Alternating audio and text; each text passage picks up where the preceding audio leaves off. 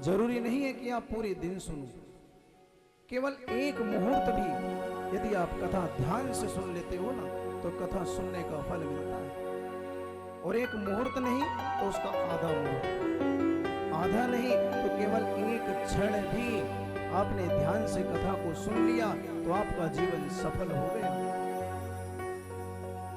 और सूत जी कह रहे हैं कि मुनियों, ये जो शिव महापुराण कथा है ना, इसके अंदर क्या क्या है अब मैं तुम्हें बताता हूं।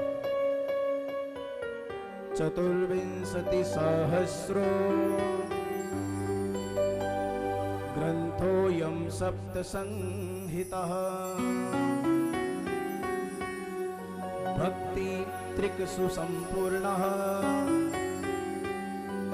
शृणोयात्तं परादरात्।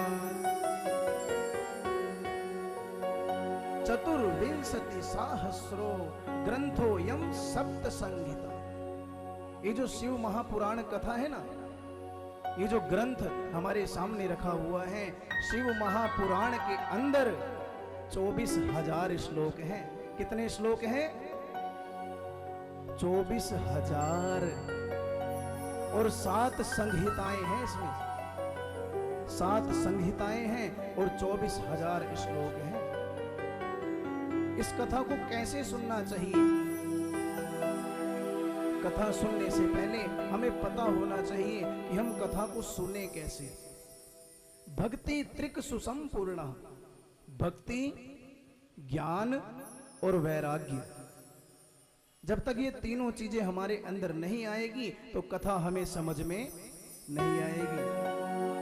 व्यास जी तो कथा सुनाते रह जाएंगे और एक कान से सुना दूसरे कान से निकाल दिया, कथा अंदर नहीं आएगी। कथा को केवल सुनना नहीं है, अपने हृदय में उतारना है। शिव महापुराण में 7 संहिताएं हैं। जो पहली संहिता है ना, उसका नाम है विद्येश्वर संहिता।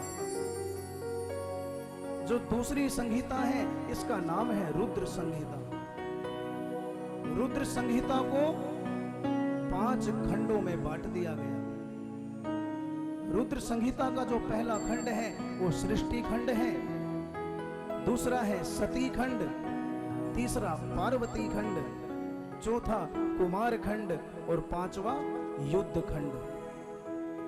और तीसरी संहिता है शतरुद्र संहिता, चौथी है कोटि रुद्र संहिता, 5वीं है उमा संहिता, छठी है कैलाश संहिता और जो 7वीं संहिता है ना, ये है वायवीय संहिता। ये 7 संहिताओं की कथा हम सुनेंगे। और सूत जी कह रहे हैं कि मुनियों, गंगाद्यान् पुण्य नद्यश्च सप्तपुर्यो गया तथा एतत् शिवपुराणस्य संतां यान्ति न क्वचित्।